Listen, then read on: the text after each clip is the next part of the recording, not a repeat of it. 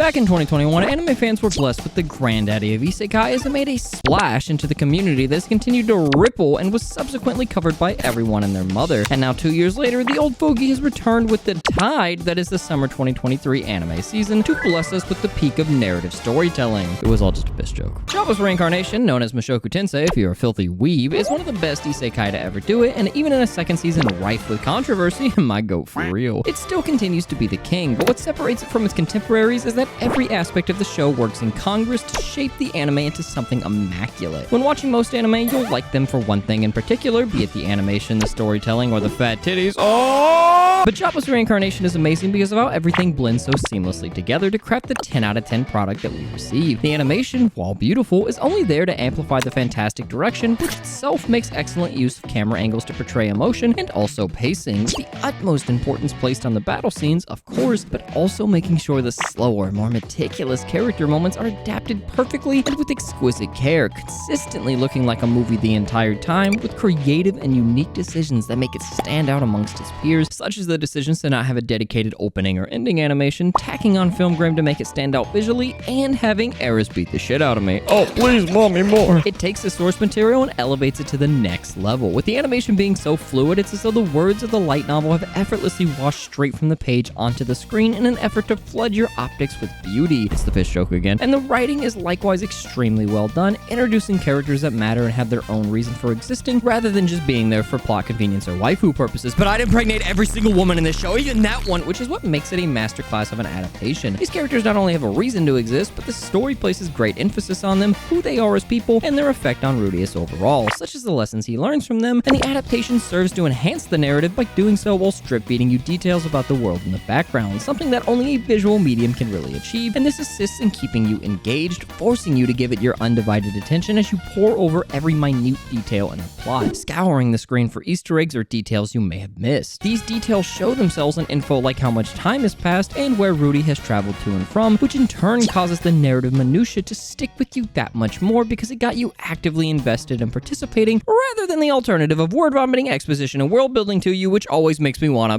Jobless instead employs the most impactful way to tackle world building, where it exists merely to enrich the experience for the viewer, never taking center stage because the author puts his characters first and doesn't blandly exposit his setting unless called for by the plot. And even then, the anime takes it a step further by giving you said information in smaller, less notable background conversations and visuals, similar to anime like Fullmetal Alchemist Brotherhood, so as to not take away from the current story being told. Such a strategy is not only masterful in its approach, but it also encourages multiple rewatches and makes experiencing it a second, third, or even fourth time even more impactful than the first, as you pick up on all the new information each and every time. And also so you can see Roxy rub one out again. The characters are similarly crafted with loving care as they help to drive the plot forward in some cases or become literal deities in others. That's my fucking boy! All whilst ending up having their own motivations, feeling like they're the main character themselves. You see their idiosyncrasies in the same way you do Rudy's as you watch them grow as characters and the story unfolds, and that's best exemplified by characters like Eris and Paul. Eris, who starts out brash and domineering, slowly smooths out her edges over time around Rudy as she grows to care more for him, something shown to great effect when she comforts Rudy after his encounter with Paul, and despite not being very good at it, you can tell through her body language and mannerisms, both of which could be attributed to the stellar animation and direction, that she truly cares, showing you that she's more than just waifu bait and is her own developed person, despite what my outward appearance is saying.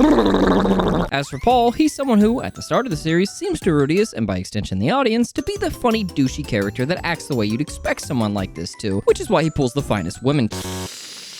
Yikes. But as we watch him make mistakes and bend over backward to keep his family together with the help of Rudy, we begin to think more highly of him and see him as an actual family man who feels guilty for things he's done, especially when he's able to be a proper father to Rudy and see right through his dependency issues with Sylphie, thus making the audience want to see more of him. So when we next see Paul and he's this disheveled wreck who's happy to see his son again, yet also feels a bit alienated because of the way Rudy acts, it's heartbreaking. While many would condemn Paul for his actions here, and there's still arguments to this day about who was right in the the argument in the tavern, the real answer is that it was both of them. Paul was a bit too hard on Rudy and not as loving as he was with someone like Norn, likely because he's always seen past him like his mother and, as a result, treated him as smarter than he really was, inadvertently placing his still very mentally childlike son on a pedestal. But Rudy was also largely in the wrong for the way he acted and treated his family as if they were nothing to him. As the series goes on, you find that rather than seeing his family as real people, Rudy has just treated them as the family he reincarnated into. People to mock in his head rather than actually care about, but it's at this moment that the anime calls out how he's been subtly doing so all series, and not so subtly at times, and that he's wrong for it without needing to directly explain it. The series uses its new medium strength to its advantage and portrays it all through simple, concise wording and body language, and yet it's another scene excellently handled with care by the anime staff to portray just how important a moment is to not only Rudy's character, but all parties involved. It goes even further to then show Rudy's ineptitude when he calls out Paul for cheating because of the scantily clad woman in his party, not realizing the dark circumstances behind her attire. Both her and her sister were sexually abused, but the younger sister, the quiet girl in the party, was unable to get over the PTSD, thus the older sister wears bikini armor to take the stairs away from her younger sister. This entire scene has even more to it, but covering all of it would take hours, so we're gonna come back to it and Paul himself later on in the video. Just like I came to Eris. Stop it.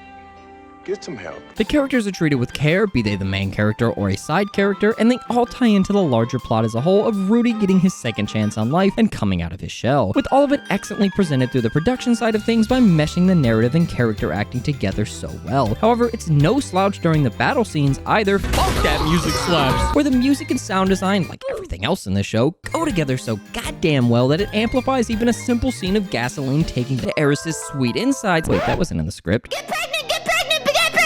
Rudy himself is the most fleshed out character of the bunch, and although the anime goes to great lengths to have you feel like you're in his position, you'll fortunately never suffer from ED2 because you'll never have someone like Eris to touch you in the first place.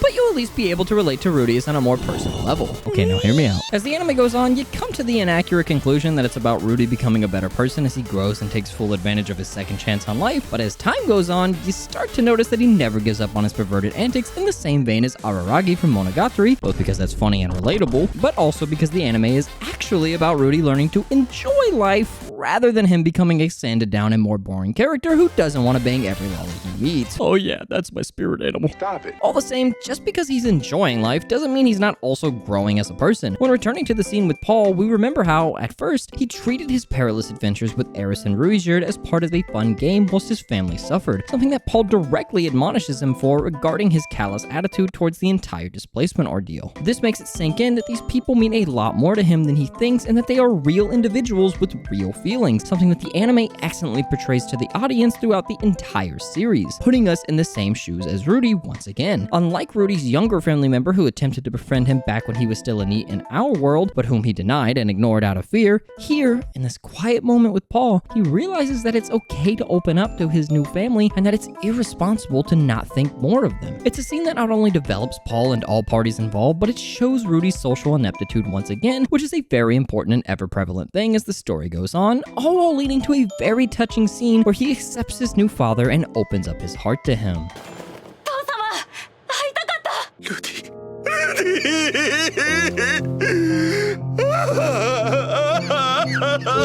Where most anime would treat their characters as set pieces for their wish fulfillment, which is specifically the case for most isekai, Mushoku Tensei treats them with great care through its writing, and the anime further lends itself to that by making such small moments as powerful as the most bombastic action scenes, enabling such a powerful scene with Paul because of it consistently doing so. As a result, the anime subconsciously instills in us the notion to care about them just as much as we do Rudy, having Rudy learn to do the same in unison, while at the same time showing us everything we need to know about Rudy himself. As the story transpires, we're led to believe Rudy is smart because he's, at his literal core, a 30-year-old man getting to redo life. And through him mastering magic and other such things, he appears to be intelligent on the surface, thus leading to some thinking it's out of character for him to be so dumb as to fall for such a simple trap when dealing with the Fat Prince during Aisha's arc. How dare he touch our goddess? The truth is, however, he was a shut-in loser who gave up on life at like 15 years old. And while he's always had a strong sense of justice and that continues to shine through in his reincarnated self, he's also just a horrible horrible person. The show is about his second chance on life, and it doesn't shy away from the fact that he only appears smart on the surface because of his experimentation with his New World's order. However, as we see with how he treats his new family, that's simply because of his experiences with video games and the like. It's never outright stated, at least in the anime, but it's rather obvious that the things some audience members and even some characters in the anime, like his own mother and father, think he's smart for are just a direct result of playing a lot of video games and knowing how fantasy settings work, in addition to the basic education he received before he dropped out of school. But when it comes to real life, be it social interactions, how certain things work and function, or what is most of the time just common sense, bro, it's fucking Sylphie, you dipshit, he falls short. He's not experienced in these fields, and it's not bad writing for the author to show that he's a flawed character by showing him consistently doing these dumb things, with season 2 making this even more obvious than the first season did. He's dumb and he has a lot to learn, but he slowly morphs into a better and more socially adjusted individual as time goes on, especially in the sense of learning new things. See, he's learning the culture. But at his core, he's also still a lecherous, sexually assaulting pervert, just like his dad. Is that a bad thing? Him being a disgusting person is entirely on brand, and it's not something he'll change about himself because that's what makes up who he is. And seeing him not embrace it due to his ED has inadvertently led to a drop in the audience's enjoyment as we wait for our boy to come back, which will hopefully be in the second core. That may be a point of contention for some, if you're boring, but it's ultimately a way to make an interesting and flawed characters whose antics are hilarious to watch, even if he's 100% a pedophile. It's well written and well handled, but it's obviously not for everyone, and that's okay. However, it being present in the story doesn't automatically make it bad either, which is what a lot of more casual viewers seem to think. I was born in the based, you merely adopted it. It's one of the best written and produced isekai yet to be made, and even up there with the all-time anime greats, despite material that may be seen as problematic by some. Doesn't this guy commit genocide? Isn't that guy also a pedophile? Aren't they literal Nazis? Things like worshipping Roxy's literal panties are what make him so fun and lovable, and when you consider the impact Roxy had on him, in addition to how great her departure scene was handled by both the narrative and production side to the point where it sticks with the audience despite everything that's happened, then you intrinsically understand why Rudy would do such a thing, because she changed his life so radically that she's practically his god, while at the same time finding it absolutely hilarious that he uses panties as a literal crutch when put in a tough situation. Ain't no way he doing an Arthur meme with the panties. All that being said though, season 2, while it does give us even greater insight into the characters with more hilarious antics and some banging fight scenes when it wants, is definitely a step down from the first season. If the first season elevated the source material into something greater, then season 2 is simply presenting the material as is and is being carried by it as a result. The reason for this is primarily due to the change in director, script supervisor, and character designer, thus leading to things not meshing nearly as well, but that's honestly to be expected when knowing the nature of how anime works in general. You see, Studio Bind, while it may have been a studio crafted specifically for this anime, ultimately has no core staff of its own, or at least has very little, and many of the talents are freelance workers. Therefore, it makes sense as to why the previous director wouldn't hesitate to leave the project to work on his dream anime in Cunny Idols. Oh, what a fucking chad. That, in turn, leads to people who he brought in via his connections also leaving the staff of the anime, in addition to some of them just simply being busy with other projects, as is a result of being freelancers and not tied down to a singular studio. It's no one anime's fault as to why this happened, but more so that the season could only be postponed for so long before it stopped being as lucrative, and no investor wants a repeat of Attack on Titan season 1 to season 2 because that means they just bleed money, and knowing that, I'm not gonna bite the hand that feeds. Get it? Because he bites his hand?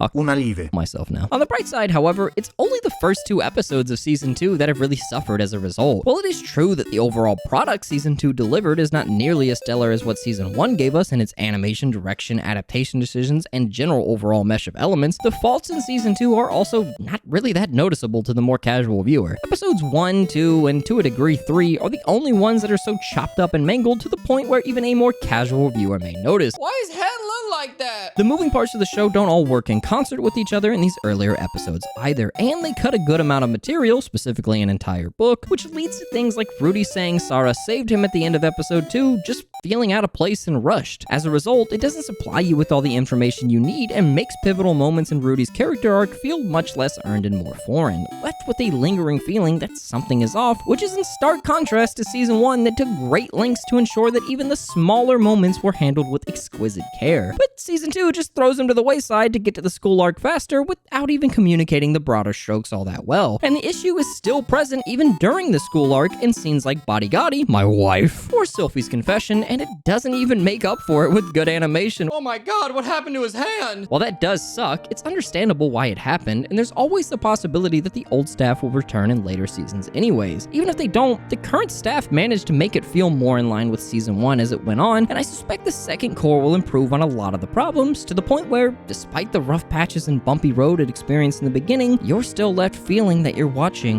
a masterpiece.